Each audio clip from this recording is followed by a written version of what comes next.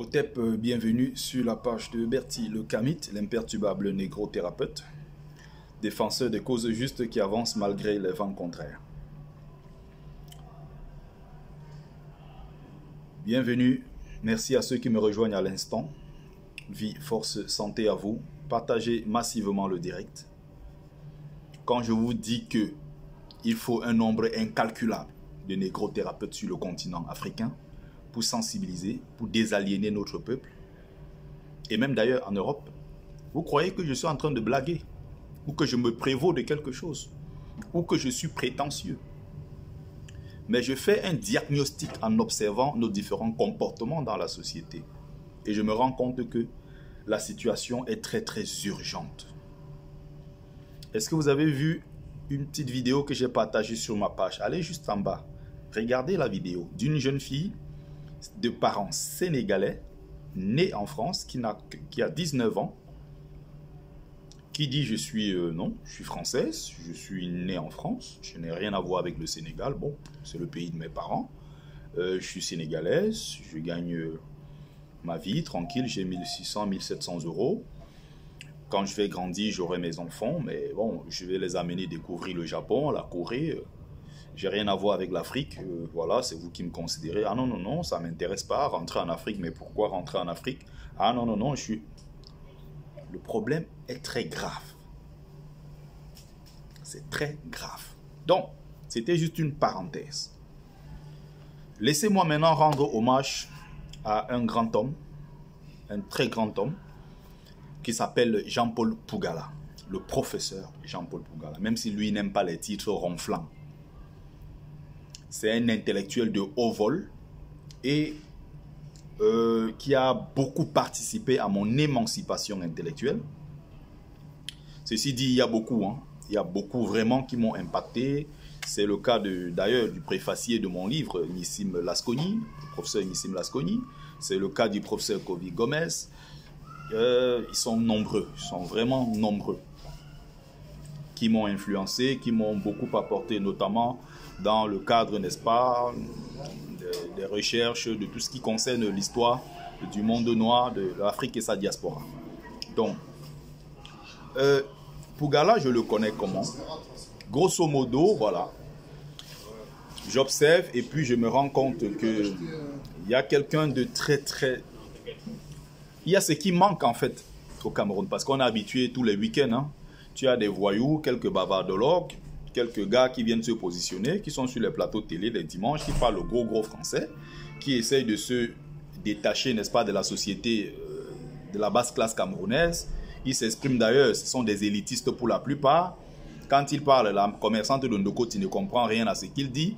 Et tout ça est fait exprès, parce qu'il est question de montrer ici que non, on est une élite intellectuelle, on est de la classe, n'est-ce pas, de la haute classe, on n'est pas n'importe qui.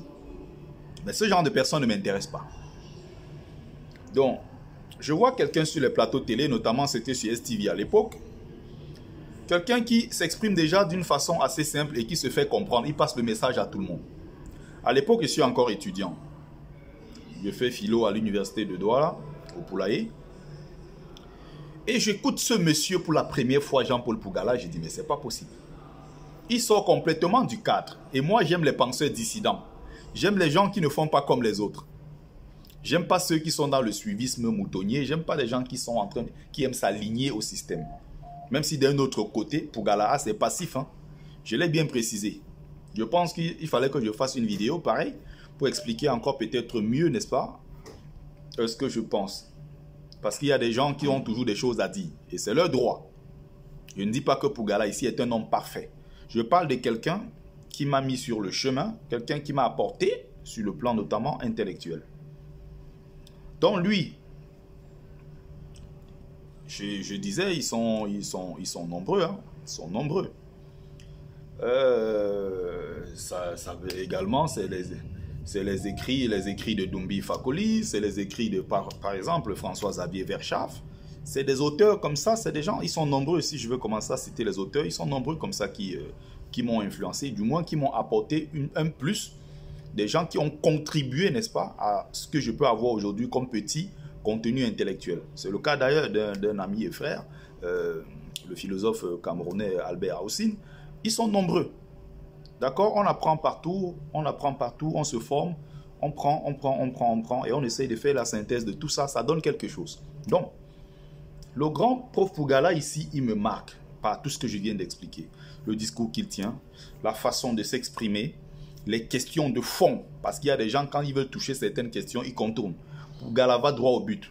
Il parlait de la crise ivoirienne. On était d'ailleurs tous à l'époque pour Laurent Gbagbo. Donc on est du même bord déjà.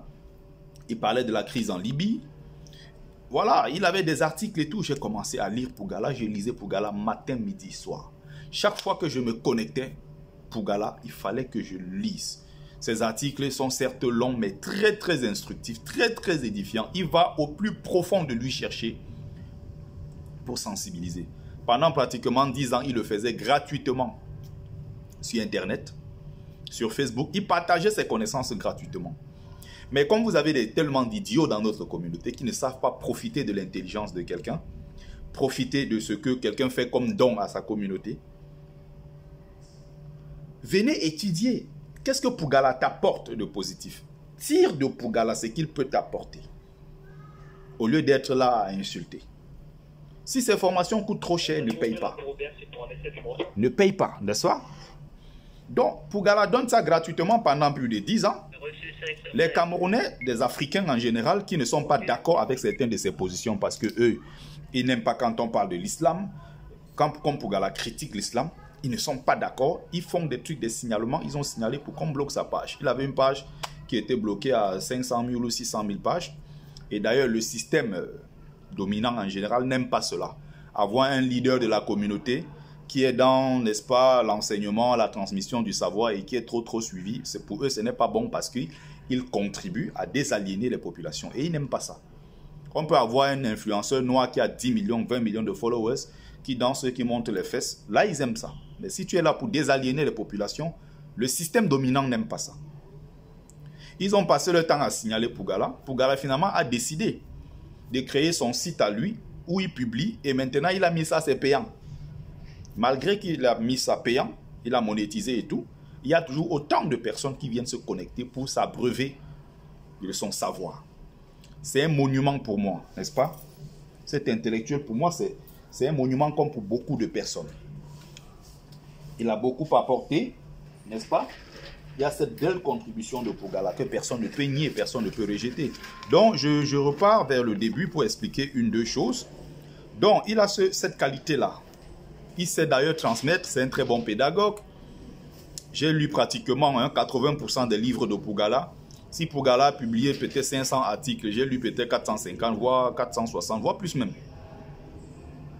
Voire plus. Donc je me suis vraiment abreuvé et j'ai pu faire la synthèse. Qu'est-ce que Pougala m'apporte? Est-ce que moi je suis là pour rentrer dans les histoires d'insulter ou dans les... Non, qu'est-ce que Pougala intellectuellement m'apporte? C'est ce qui m'intéresse. Quand je vais chez Niamsi Franklin, le prof, qu'est-ce qu'il m'apporte? Je ne suis pas dans les débats, dans les histoires. C'est pour ça qu'il y a tellement de feignants sur ma page. Moi, je leur dis, vous ne venez pas ici pour être d'accord avec moi.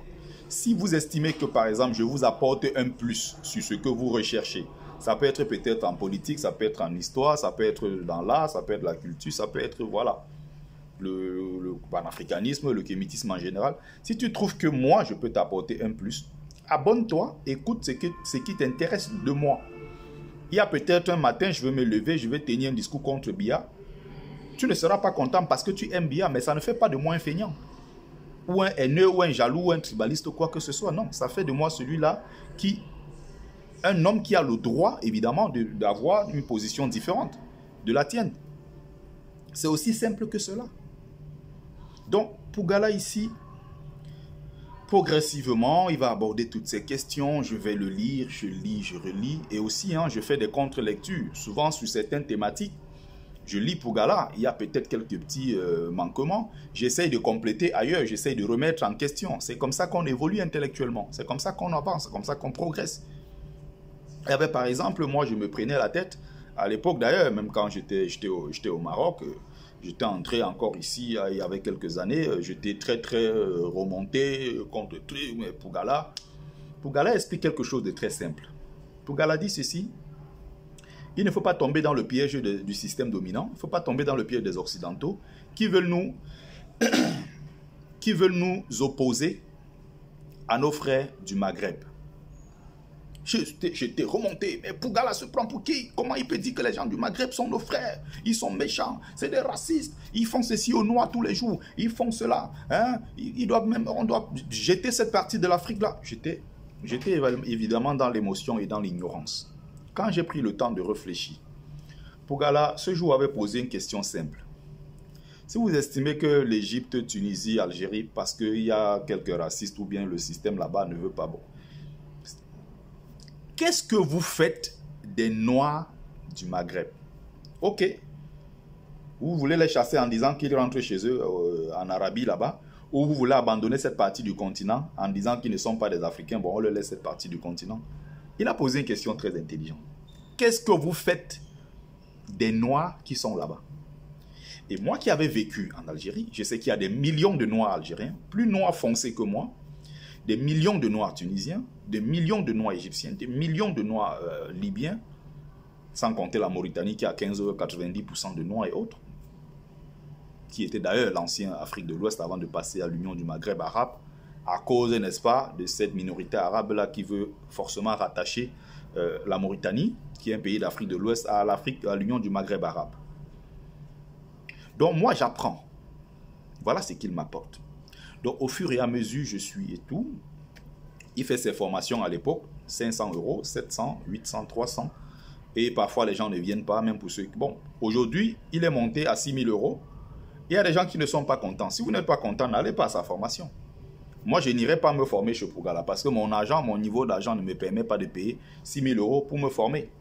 Mais moi je vais chez Pougala. Ce qu'il va m'apporter sur le plan intellectuel, ça peut être en géopolitique, en histoire, en géostratégie, ça peut être dans la culture, ça peut être sur beaucoup de choses. Parce qu'il présente cet avantage déjà. C'est un polyglotte, quelqu'un qui va parler, il doit parler peut-être 5 ou 6 langues. Qui parle français, couramment, parle anglais, évidemment, qui parle chinois, qui parle italien. D'ailleurs, certains lui font le reproche. Oh, il dit qu'il n'aime pas les blancs, mais il a le passeport italien. Parce qu'il faut préciser que Pougala est italien. Ça fait partie des reproches que les gens lui font. Sa formation est trop chère. Oh, il faut qu'il rende son passeport italien. Hein, Pougala aussi. Il a déjà fait quoi jusqu'à on a vu. Hein, Pougala, c'est un vendeur d'illusions. Comme moi, j'ai rendu hommage par écrit. Il y a quelqu'un qui est venu me dire qu'on a notre petit frère qui a quitté les États-Unis, qui est allé s'installer au Cameroun. Parce qu'il suivait Pougala. On a failli perdre l'enfant à la cause de Pougala. Bon, moi, je ne rentre pas dans ces considérations. Ce n'est pas ce qui m'intéresse.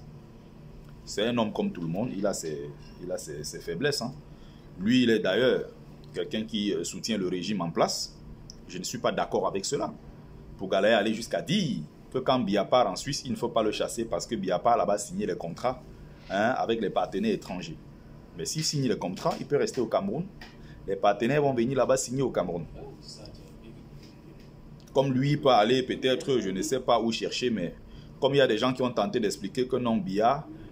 il ne signe pas parce que le palais présidentiel là-bas, il y a des gens qui ont mis des micros, hein, qui enregistrent tout. Donc, Biya est dans le palais présidentiel depuis 40 ans, il n'a pas pu débrancher ses micros.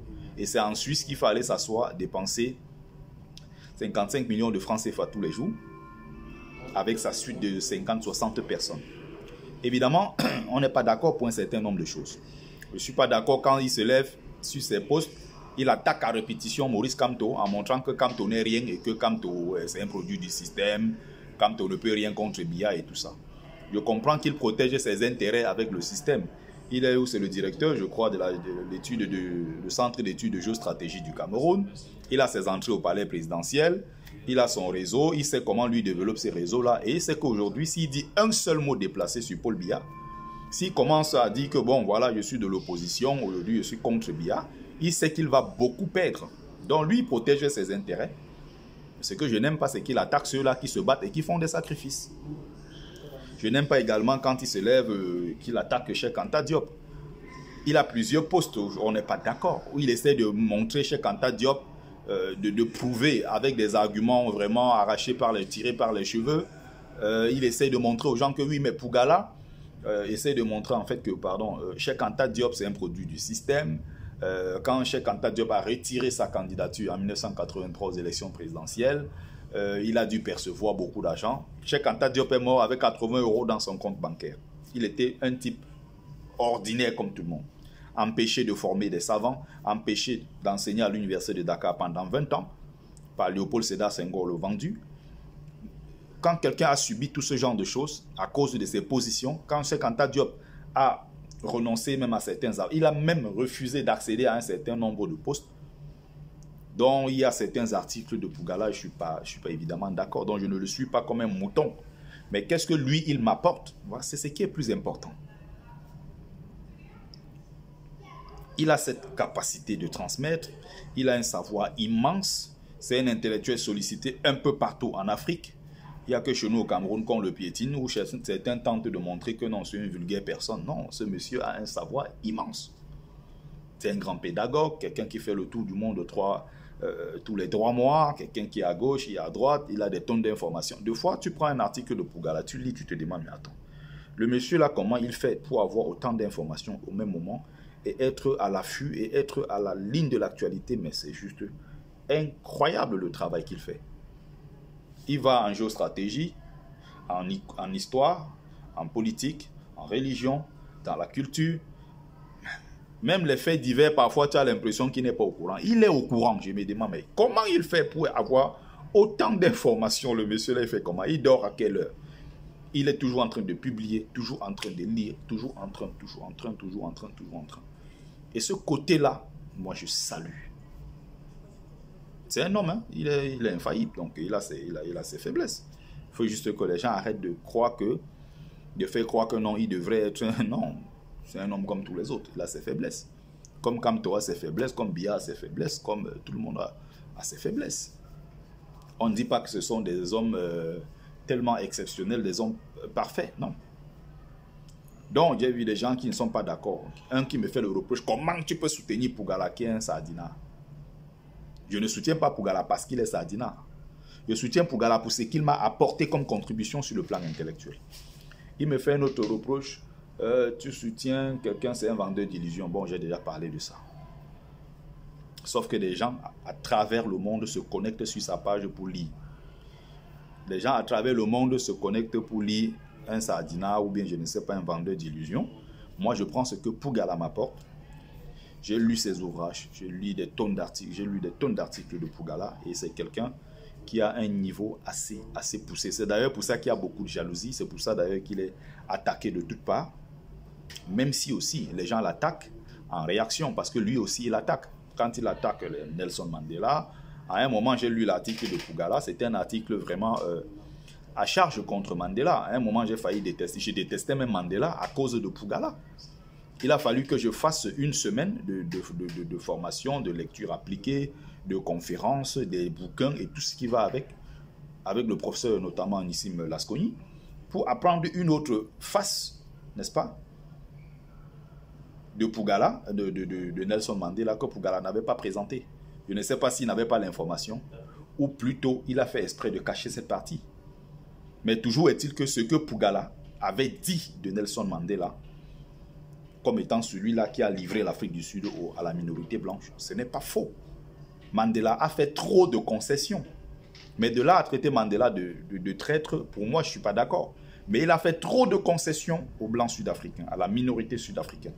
Alors qu'il aurait pu se servir de son aura pour récupérer au moins la Banque centrale sud-africaine, que ça n'appartienne plus aux familles milliardaires, minorités blanches, que l'eau, l'électricité et tous ces domaines-là, n'est-ce pas, la banque et tout ça n'appartiennent plus à la minorité blanche, n'est-ce pas, mais que ça appartient, que ce soit nationalisé. Mandela aurait pu faire beaucoup de choses. Mandela ne l'a pas fait. Mandela n'a pas fait grand-chose. Hein. Mais il a dit je quitte. Alors que Mandela, s'il se représentait, il allait encore gagner. Mais Mandela a dit je quitte. Il a laissé la place à quelqu'un d'autre. Donc il y a le bon côté, il y a aussi le passif de Mandela. J'aurais souhaité que dans cet article-là, n'est-ce pas, qu'il présente les deux côtés.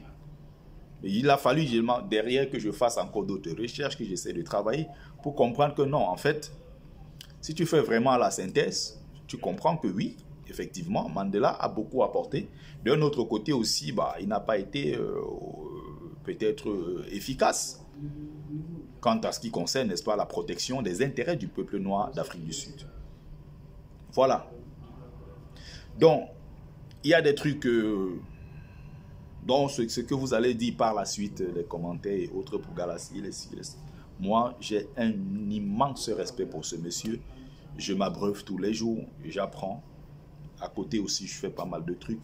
J'essaye de ne pas être le dernier. Je ne suis pas certes le premier, mais j'essaye de ne pas être le dernier. J'essaye de bousculer, de lire à gauche, d'écrire par-ci, d'écrire par-là, de m'améliorer, n'est-ce pas? De toujours rechercher la bonne information, de toujours me cultiver. Et Pougala fait partie de ceux-là qui m'ont boosté, qui m'ont beaucoup apporté. Donc c'était l'occasion pour moi de lui dire merci pour tout son travail. Et prof va de l'avant, voilà, va de l'avant. Ça c'était mon hommage au professeur Pougala. Merci à vous, je ne serai pas plus long. Merci et merci surtout de partager massivement. Merci.